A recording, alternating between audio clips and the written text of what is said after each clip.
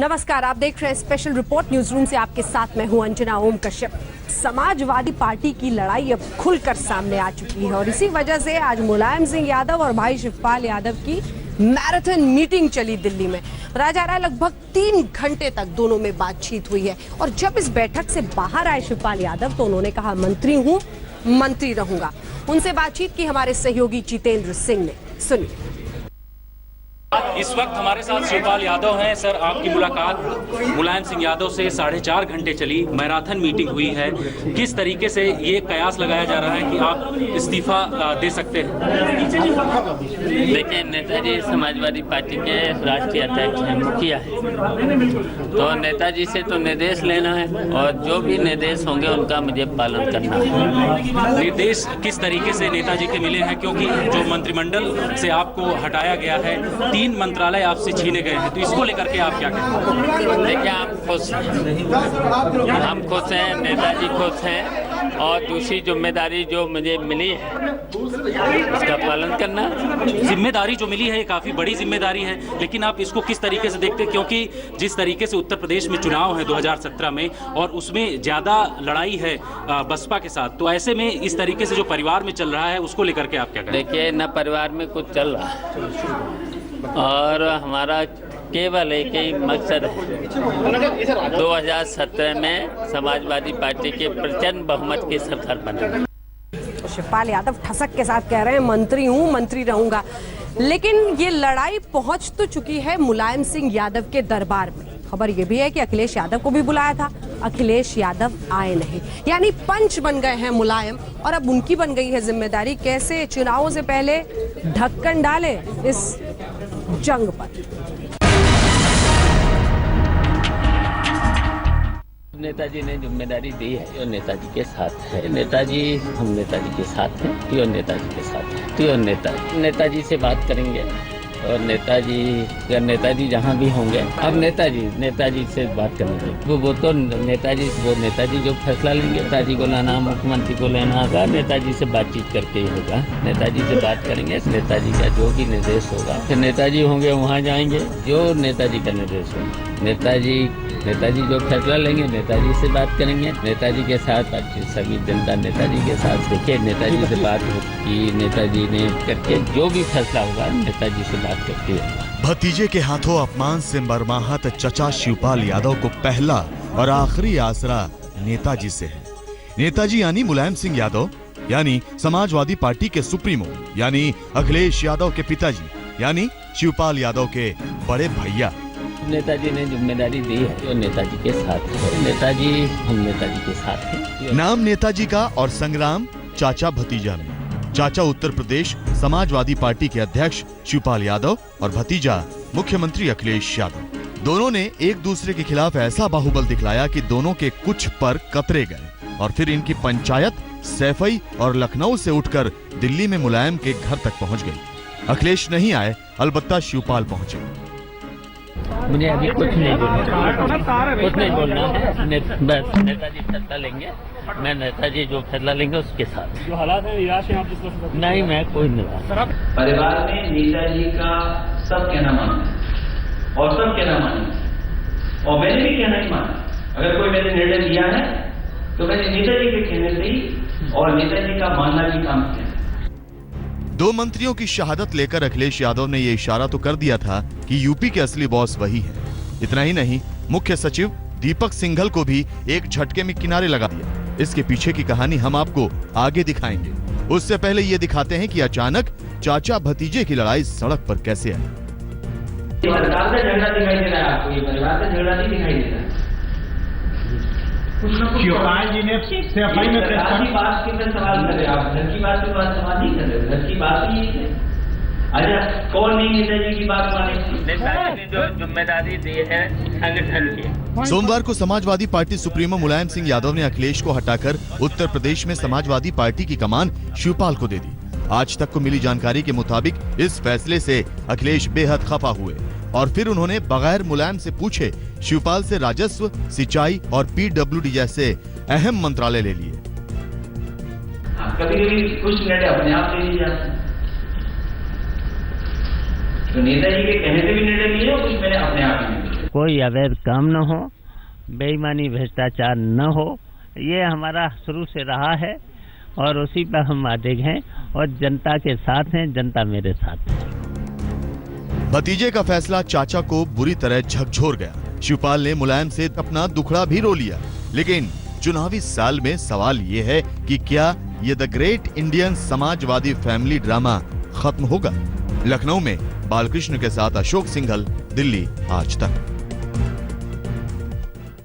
यूं तो 4.5 साल पहले जब अखिलेश यादव को मुलायम सिंह यादव ने मुख्यमंत्री बनाया था, तभी पार्टी के धुरंधरों को बात हजम हुई नहीं थी। शिवपाल यादव पार्टी में लगभग नंबर 2 के नेता थे, उन्हें सबसे ज्यादा परेशानी हुई थी। लेकिन अंदर ही अंदर मामला धीरे धीरे दबता उभरता रहा था अभी तक। लेकिन अब तो लड़ाई खुलकर सामने आ गई और ये जब मुख्तार अंसारी की पार्टी के विलय की बात आई, तब से लड़ाई बिल्कुल सबके साथ है। समाजवादी पार्टी में विलय करने पर इनका स्वागत कर रहे हैं।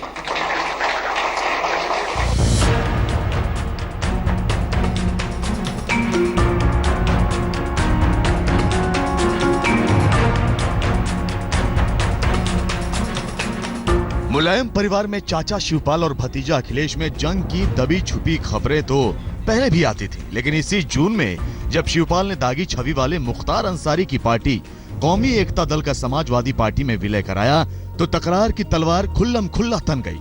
अखिलेश अड़ गए कि छवि से समझौता नहीं करेंगे। नतीजा ये हुआ कि विलय खटाई में पड़ गई और लड़ाई शुरू।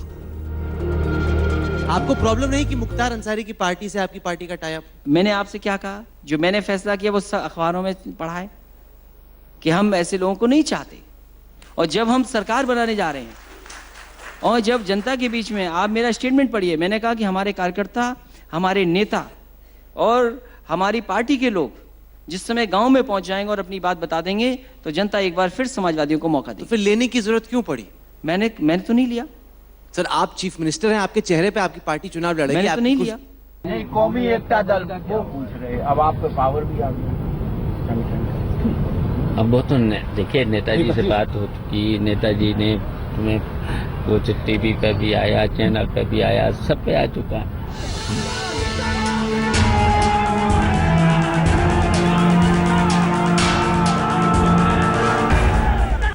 सुलह की बुझी राख दिखाकर कलह खत्म होने का समाजवादी परिवार ने दावा तो किया, लेकिन दिल में लगी आग धधकती रही। इस बीच परिवार और पार्टी में धीरे से अमर सिंह ने एंट्री मार दी।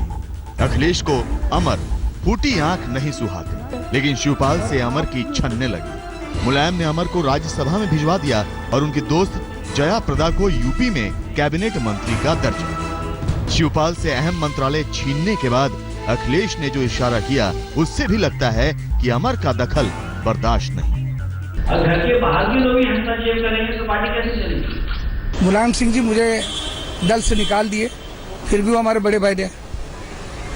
मैं दल में शामिल नहीं हुआ, फिर भी हमें राज्यसभा में ले आए। मेरी उनकी बात नहीं होती थी, तब भी उन्होंने एक सार्वजनिक समारोह में कहा। एक ही व्यक्ति था जो मुझे जानता था, उसका नाम अमर सिंह है। तो समस्या लोगों को यह है कि मुलायम सिंह अमर सिंह को इतना प्यार क्यों करते हैं। इस अमर कथा के साथ विवाद की और भी सच्ची कथाएं हैं। खनन मंत्री गायत्री प्रजापति और पंचायती राज मंत्री राजकिशोर सिंह के हटाए जाने के पीछे भी चाचा भतीजे की लड़ाई मानी जा रही है। गायत्री प्रजापति को मुलायम का तो राजकिशोर को शिवपाल का करीबी माना जाता है। सूत्रों के मुताबिक मुख्य सचिव दीपक सिंघल ने मुलायम को समझाया कि खनन मामले में जिस तरह सीबीआई जांच चल रही है, उसमें संबंधित मंत्रियों को नहीं हटाया गया तो जांच की आंच मुलायम परिवार तक आएगी। आज तक को मिली जानकारी के मुताबिक मुलायम के कहने पर दोनों मंत्रियों को हटा दिया गया, लेकिन इसका एक सिरा दीपक सिंघल से जुड़ता है, जिन्हें अमर सिंह का करीबी माना जाता है। पिछले दिनों दिल्ली में अमर सिंह की एक पार्टी में दीपक सिंघल का जाना अखिलेश यादव को अखर गया, जिन्होंने अखिलेश की सार्वजनिक तौर पर आलोचना की। बस मौका मिला और अखिलेश ने दीपक सिंघल को पूर्व मुख्य सचिव बना दिया। जब बात इतनी बढ़ गई तो अमर सिंह सुलह समझौते की बात करने लगे। अमर सिंह तो बाहरी हैं, लेकिन घर की लड़ाई में मुलायम बेटे और भाई के बीच फंसे हैं। मुलायम को पता है कि शिवपाल ने संगठन के लिए जैसा काम किया है, अगर वो चुनावी घड़ी में नाराज हो गया तो लेने के देने पड़ जाएंगे। इसीलिए अपने मुख्यमंत्री बेटे को सार्वजनिक रूप से फटकार भी लगाई। उसके पीछे पार्टी पड़ी है, आज उसने कह दिया, कोई मामूली बात आज कह दिया इस्तीफा दूंगा, ये मामूली बात, अगर दे दिया इस्तीफा तो मैं तुम्हें समझा था हालत खराब हो जाएगी। वो इस टाइप का नहीं है। और ये बैठे तमाम हैं उसके बड़े हमदर्द बैठे यहाँ उसके। लेकिन मुलायम के समझाने के 1 महीने बाद भी चाचा भतीजे की लड़ाई खत्म नहीं हुई। पार्टी का झगड़ा इस बार जिस तरह से सड़क पर आया है वैसा पहले कभी नहीं हुआ, लेकिन इसके बावजूद हो सकता है मुलायम सिंह यादव कोई बीच बचाव का रास्ता निकाल ले और कोई सुलह सफाई हो भी जाए। लेकिन चुनाव के समय इससे पार्टी की जो फजीहत हुई है उसे विपक्षी पार्टियां जरूर खुश होंगी। कैमरामैन संजय के साथ बालकृष्ण, लखनऊ, आज तक। स्पेशल रिपोर्ट में न्यूज रूम से एक बार फिर आपका स्वागत है। बात जरा शहाबुद्दीन की, उस बिहार की जिस पर शहाबुद्दीन नाम का ग्रहण लगा हुआ है, और उस शूटर की जो दिखा न सिर्फ शहाबुद्दीन के साथ बल्कि तेज प्रताप सिंह के साथ भी तस्वीरों में। अब सवाल ये है कि जो शार्प शूटर मीडिया के जरिए पूरे देश के सामने आकर अपनी बात कह रहा है, वही शार्प शूटर बिहार सरकार, बिहार पुलिस को दिखता क्यों नहीं?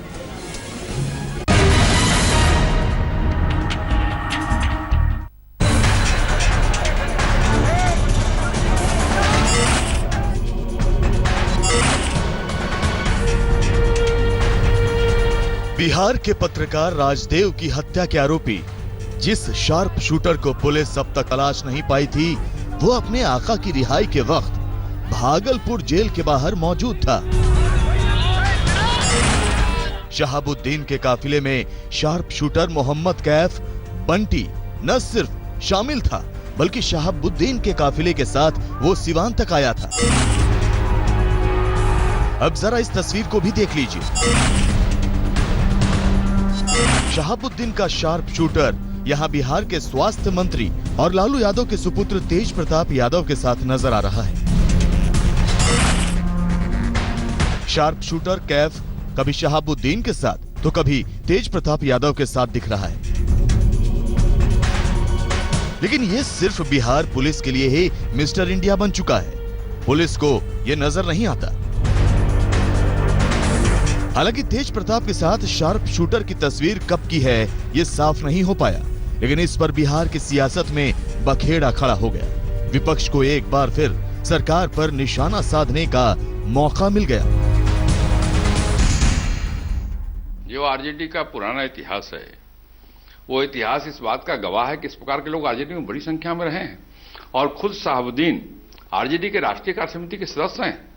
वो जेल में थे तभी राष्ट्रीय कार्य समिति का मेंबर बनाया है लालू जी ने।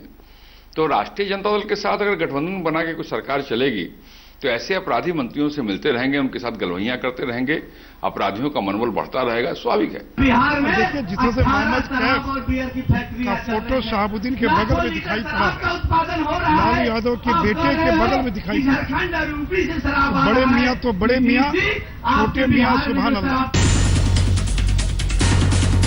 विवाद बढ़ा तो तेज प्रताप यादव खुद सामने आए, सफाई दी कि जाने कितने लोग उनसे रोजाना मिलते हैं, किस किस के बारे में जानकारी रखें। 1000 आदमी फोटो खिंचाता है मेरे साथ। अब कौन क्या है, कौन मोहम्मद कैफ है, कौन क्या है, हमको तो नहीं पता, हमको किसी से लेना देना नहीं है। बीजेपी ने तेज प्रताप को घेरा तो तेज प्रताप ने सोशल मीडिया को अपना हथियार बनाया। तेज प्रताप ने फेसबुक पर टीनू जैन नाम के शख्स की प्रधानमंत्री नरेंद्र मोदी के साथ तस्वीर चस्पा की। तेज प्रताप के मुताबिक टीनू जैन सेक्स रैकेट चलाता था। प्रधानमंत्री से लेकर बीजेपी के हर बड़े नेताओं तक उसकी पहुंच थी। बीजेपी की शह पर टीनू जैन नमो आर्मी ब्रिगेड भी चला रहा था। तेज प्रताप ने कहा कि जो लोग उनसे इस्तीफा मांग रहे हैं, पहले वो इस तस्वीर के आधार पर मोदी से इस्तीफा मांगे। कि मंत्री हैं, उससे मिलने जुलने वाला बहुत लोग आते हैं, तो कोई फोटो ले लेता है। आजकल तक नया चला है सेल्फी, तो फोटो को लोग पहचान नहीं पाता राम है कि रहीम है। बिहार सरकार पर इन दिनों शहाबुद्दीन की रिहाई का ग्रहण लगा हुआ है। जिस रोज शहाबुद्दीन रिहा हुए, उन्होंने नीतीश के खिलाफ हमला बोल दिया। विवाद उसी दिन से शुरू हुए, महागठबंधन में दरारें दिखने लगी। लेकिन अब सवाल राजनीति और अपराध के मेल से लेकर बिहार में जंगल राज की वापसी तक पहुंच गए हैं। लेकिन मुख्यमंत्री नीतीश कुमार की खामोशी अब भी बरकरार है। नीतीश कुमार के खिलाफ शहाबुद्दीन की हुंकार और अब एक शार्प शूटर की तस्वीर तेज प्रताप यादव के साथ सामने आना, ये तमाम घटनाक्रम से बिहार सरकार की काफी फजीहत हो रही है। लेकिन सवाल ये उठता है कि आखिर नीतीश कुमार चुप क्यों हैं? क्या सरकार चलाने की मजबूरी उन्हें कोई कड़ा फैसला लेने से रोक रहा है? रोहित सिंह, पटना, आज तक। इन तस्वीरों को देखकर आम लोगों को इतना गुस्सा आ रहा है तो सोचिए पत्रकार राजदेव रंजन की पत्नी आशा रंजन पर क्या बीत रही होगी। पुलिस, सरकार दोनों से भरोसा उठ गया है। तेज प्रताप से लेकर दूसरी तरफ शहाबुद्दीन के साथ उसकी तस्वीर और उस शख्स का खुलेआम ऐसे बिहार में घूमना जैसे उन्हें बुरी तरह से परेशान कर रहा है। तभी उन्होंने सरकार से गुहार लगाई है, सीबीआई की जांच हो, सुप्रीम कोर्ट की निगरानी में हो।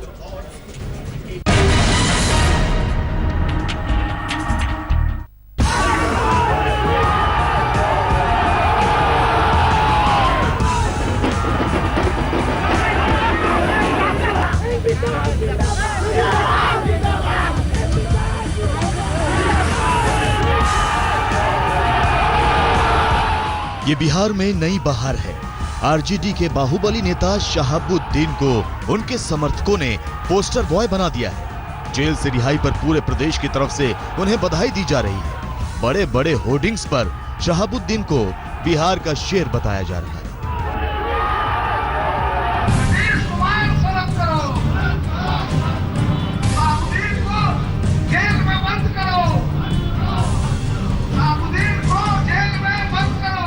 अब जरा ये दूसरी तस्वीर देख लीजिए। यहाँ एनडीए के नेता और कार्यकर्ता धरने पर बैठे हैं। धरने में बीजेपी नेता सुशील कुमार मोदी हैं, तो बिहार के पूर्व मुख्यमंत्री जीतन राम मांझी भी इस महाधरने में शामिल हैं। मोहम्मद शहाबुद्दीन के रिहाई के खिलाफ अब एनडीए ने हल्ला बोल कर दिया है और आज पटना के सड़कों पर धरना प्रदर्शन एनडीए की तरफ से देख सकते हैं। तमाम एनडीए के जो नेता है यहाँ पे, बीजेपी के हो, एलजेपी के हो या फिर हम पार्टी के हो, तमाम लोग आज यहाँ पर एक दिवसीय महाधरना पे बैठे हुए हैं। एनडीए के इस एक दिवसीय महाधरने में इन नेताओं ने शहाबुद्दीन पर सीसीए लगाकर फिर से जेल भेजने की मांग उठाई।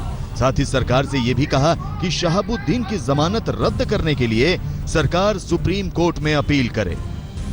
हम लोग के लाख प्रयास के बावजूद शहाबुद्दीन जेल से बाहर निकल रहे और बाहर निकलने में राज्य सरकार ने पूरी मदद की है।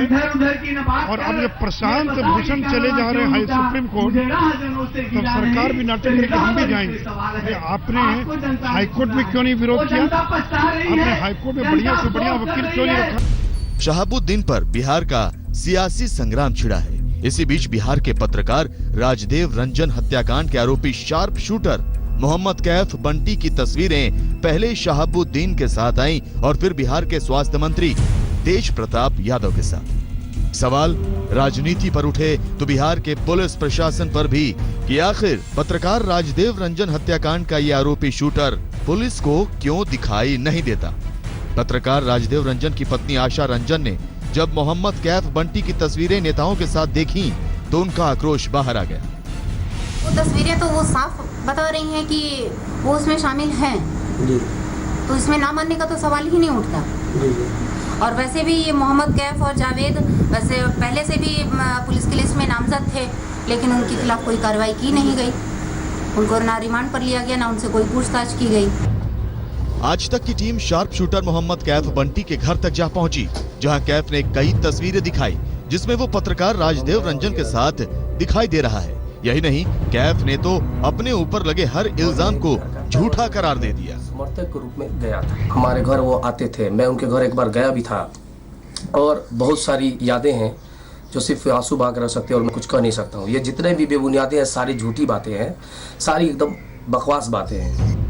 मोहम्मद कैफ के साथ उसका पूरा परिवार खड़ा हो गया। घर वालों की माने तो कैफ कुछ लोगों की साजिशों का शिकार हो गया।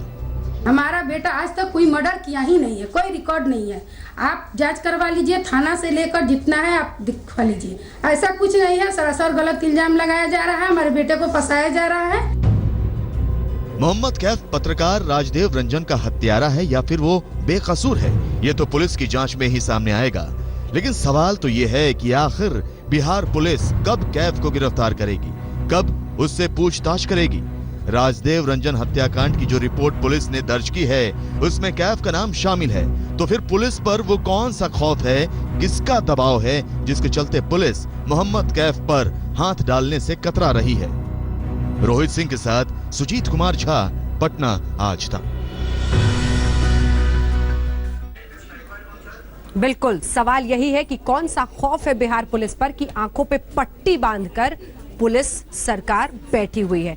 आज तक पूछ रहा है कुछ अहम सवाल। उन सवालों में ये शामिल है कि आखिर जिस शख्स का नाम शार्प शूटर यहां है, आपकी पुलिस कहां पर है?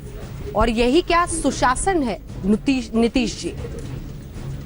मीडिया में आता है, खुलेआम सबके सामने अपनी बात रखता है। फरार शार्प शूटर कैसे आखिर खुलेआम घूम रहा है, मीडिया के जरिए पूरे देश के सामने अपनी बात कहता है, लेकिन आपको दिखता ही नहीं।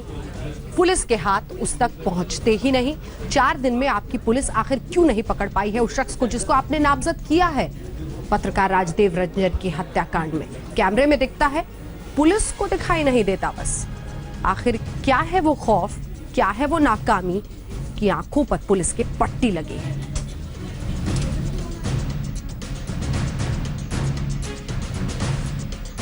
जब चुनाव हो रहे थे, नीतीश कुमार की तरफ से प्रचार में गाया जा रहा था बिहार में बहार है, लेकिन वही बहार आज किस रूप में है, इस पर शहाबुद्दीन के साथ एक गाना वायरल हो गया है। भारतीय क्रिकेट में टेस्ट टीम के कैप्टन विराट कोहली, जिससे थर्राता है हर गेंदबाज, आखिर उनकी फिटनेस का राज क्या है? बहुत दिलचस्प है, सुनिए।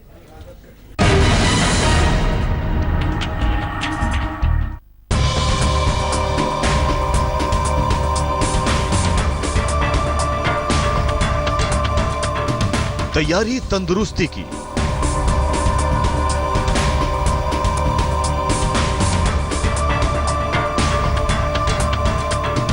तैयारी नए सीजन की। कैप्टन विराट की तैयारी से यारी घर पर जारी है, वो भी ऐसी वैसी नहीं, हार्डकोर ट्रेनिंग। क्रिकेट के एक्शन से पहले एक्शन में है कप्तान, ताकि मारते रहे मैदान। ये विराट का अपना तरीका है, वो रेस्ट नहीं मांगते, हर स्थिति परिस्थिति में खुद को टेस्ट करते हैं।